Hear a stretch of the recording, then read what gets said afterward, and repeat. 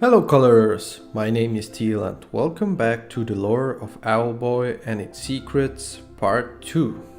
After talking a little bit about the story of Owlboy on the previous episode, today I'm going to show you all the collectibles and secrets we didn't find last time, and I'm going to add some glitches to that.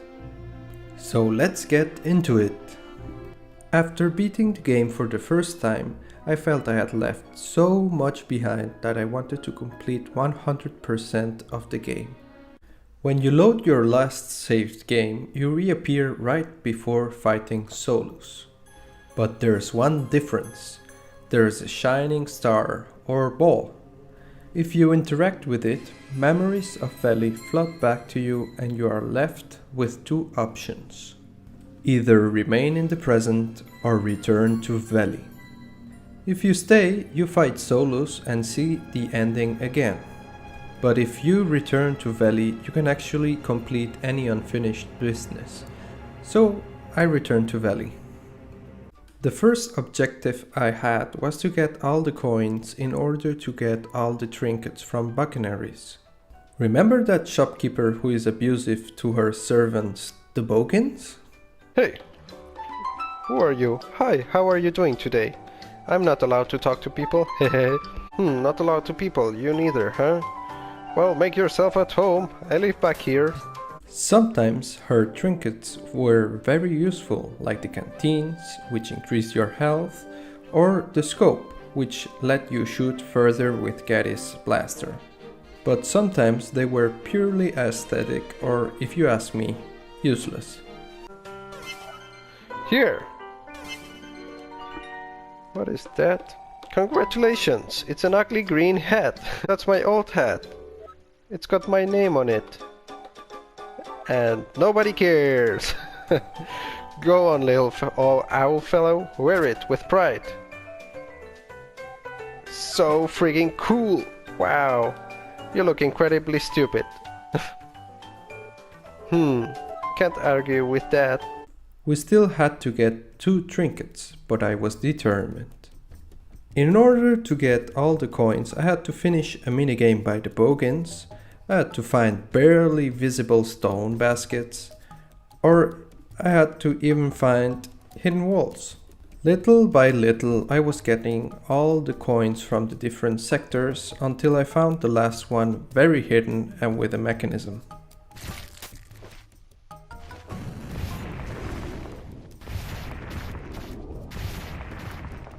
Alright colors, we've got them all. Awesome. After that, I went back to Buccaneers. First, I got an enhancement for Alphonse's fire shotgun. Awesome! But after that, I got something better. She's here, but... Oh, all the brothers. You guys, but what? This owl man is getting trinkets all the time, but... It's time you got one, Buccaneer. Everyone should get a trinket every once in a while. Yay! We all pitched in on this one. But... Goldfish? Hey, it's the fish that talks. How do you do, ma'am? I'm so happy. What does the fish do? He can mind the store for you if you need to take a break. That's what it's for. I need 60 breaks, at least. Spectre cloak? I can't quite reach it. If only I had gotten this before. The Spectre cloak makes you fly faster and makes you immune to any attack while you are rushing. We finally had collected all the coins, but while searching I made some fascinating discoveries. First, we found the Dreadnought, or a similar ship, abandoned in Tropos. Did the pirates abandon it there, or was it fatally hit during a battle? Later, we found the Monkey Philharmonic Orchestra.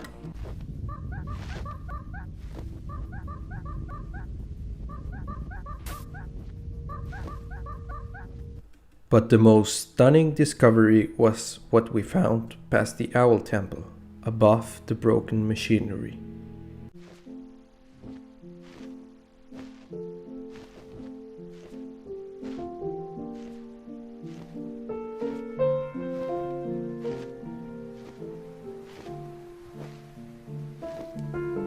What's this music?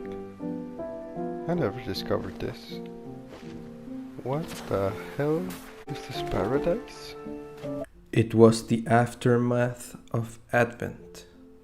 If you go up, you can even find the mill and its remains floating without purpose. We barely had the chance to see the city, and now look what was left. Pure nothing. But the most heartbreaking thing is when you meet Toby, or as I like to call him, Sauna Man. Oh, hello Otus. What brings you up here? Well, now that the islands are coming apart and the rocks are floating upwards, I figured it was time to come back here. To remember. I grew up here in Advent, Otus. This is where I learned how to swim, how to build a house, how to fish, that sort of thing. I could never stop working back then. I always had something to do.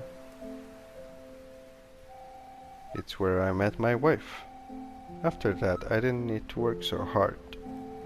I had all I wanted. Can you imagine that, Otus? Such perfect peace. I've missed her for so long now. I wish she could have come to Valley and seen you grow up.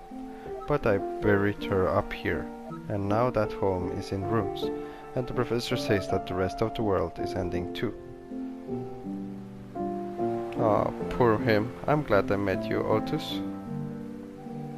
With you and the other villagers in Valley, I've had a life worth living, even though the world ended for me years ago. Oh, come on, that's really sad. Thanks for listening to me, Otus. I couldn't bring myself to say goodbye to anyone when I left.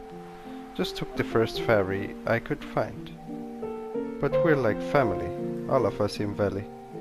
And it was scary to go up here alone. Now that you're here, I feel a lot stronger. Ah, feel that breeze, Otus. It makes me feel like a young man again. Poor him. At least I feel glad he found some comfort in Otus.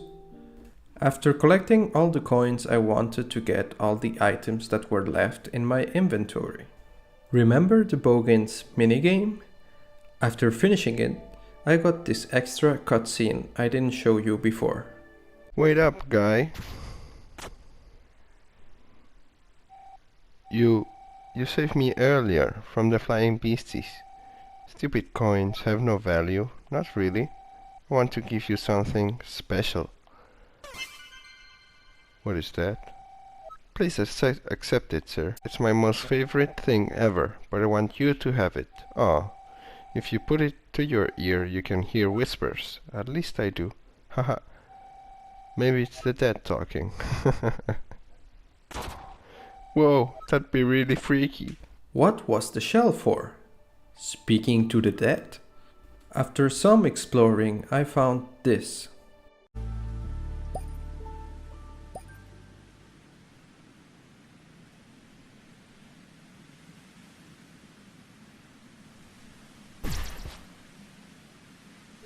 Otus. I'm here for you, man. You know that, right? With all this stuff going on, I haven't really gotten to ask you how you've been doing lately. I never meant to leave you, you know, back in Mesos. I was just so angry after Advent. You know you're my best buddy, right? Whatever happens next, let's stick together. You know, after all this, I really feel like we actually are an unstoppable team. I'll hang around if you want to stay here for a bit. I tried staying there for a while, but nothing else happened. I still had to find another thing, and I have to admit it, I cheated on this one and looked it up. I mean, who thought the last object I had to find was obtained by doing the same pattern of Bombo and his bongos. Right, left, right, right, right, left, right. What's the bongo in the middle even for? After that you get a key. What for? Well, for that I had the answer. While being in messes, I always wondered what this was for, and if it had any use or if it was just left behind by the pirates. It actually can be opened with the key. Inside, you find a sad and terrifying story. Just sit and watch. Chest, that's it? What's inside? Oh, you can just examine it. This guy was my neighbor when I was little. Oh, that's actually a guy. He used to live here with his older brother. They were always playing music into the night, back when it was warmer up here. He must have gotten lost in the snow. No one ever told me about it.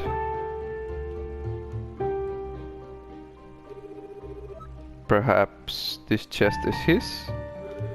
It contains a lot of sheet music and some old drawings and trinkets. And there's a note. Dear little brother, I have put your things in this chest so they can stay with you. The songs we wrote together and many other moments we shared.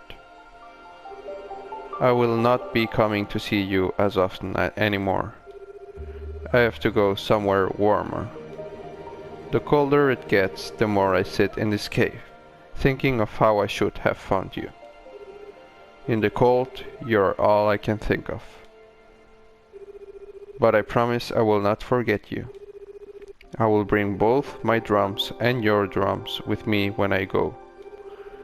I was never good at playing, but I still love the songs you made. Maybe if I can make someone smile with it, it'll feel like you're listening to me play again.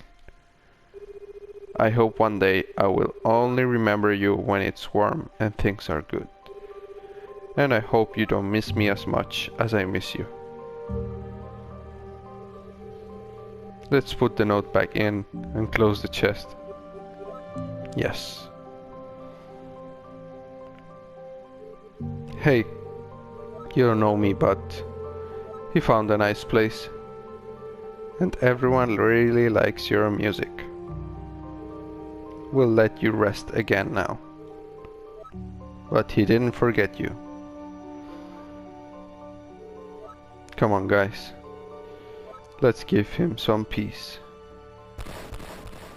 Did that leave you frozen?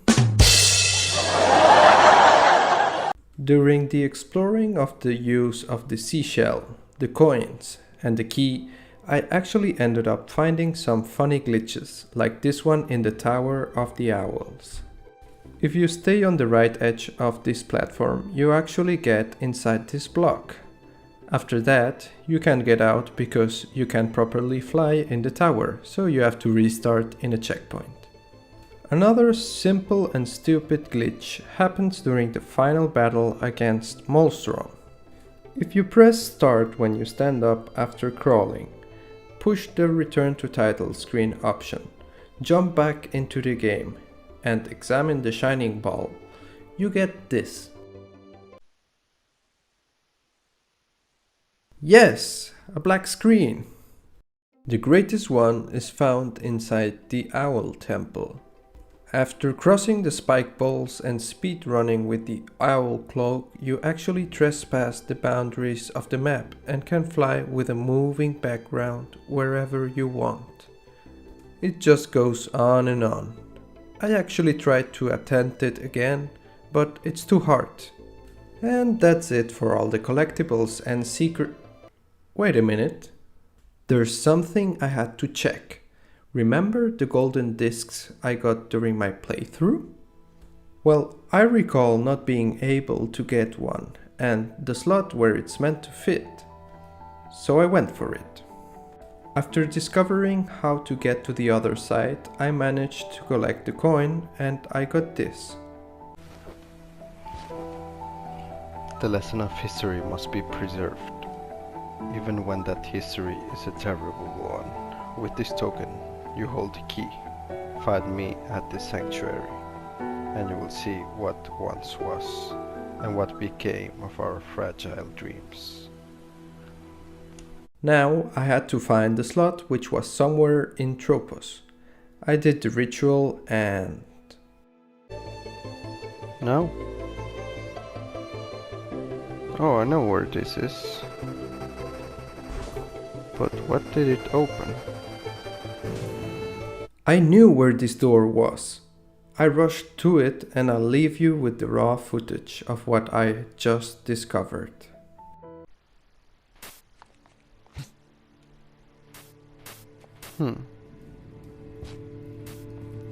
Where are we?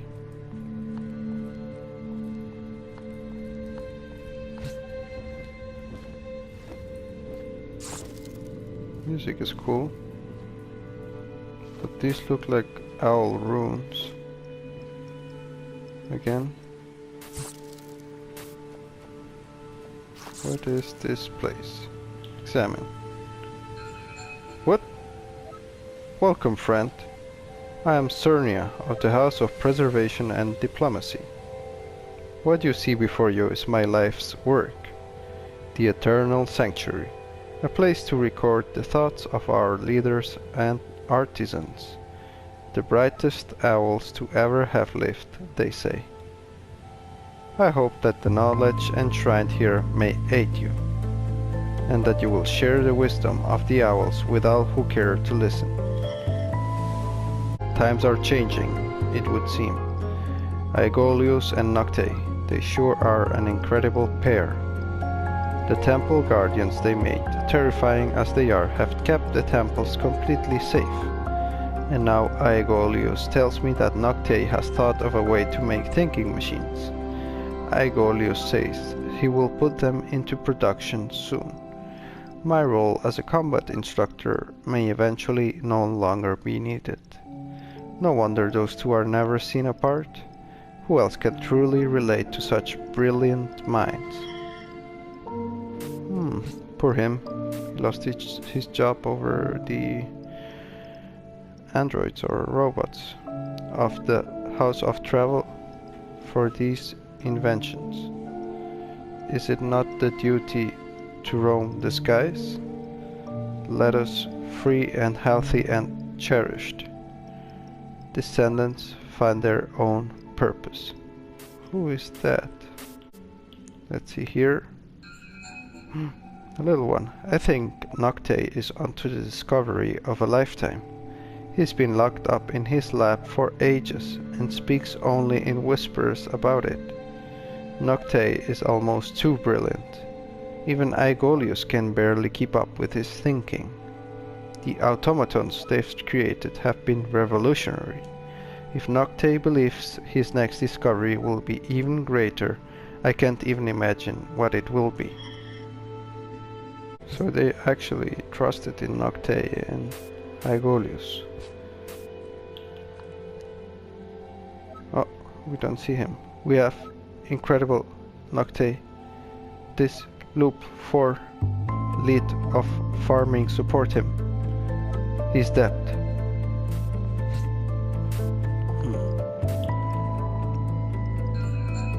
Oh, we actually see him. Whoa, it's Asio. Oh no, wait. He just looks like him. So this was Nocte's great discovery. The loop? I'm disappointed that most of the owls take this seriously. No matter what he says, such a thing cannot be proven. Of course Aegolius has taken Nocte's side, as he always does.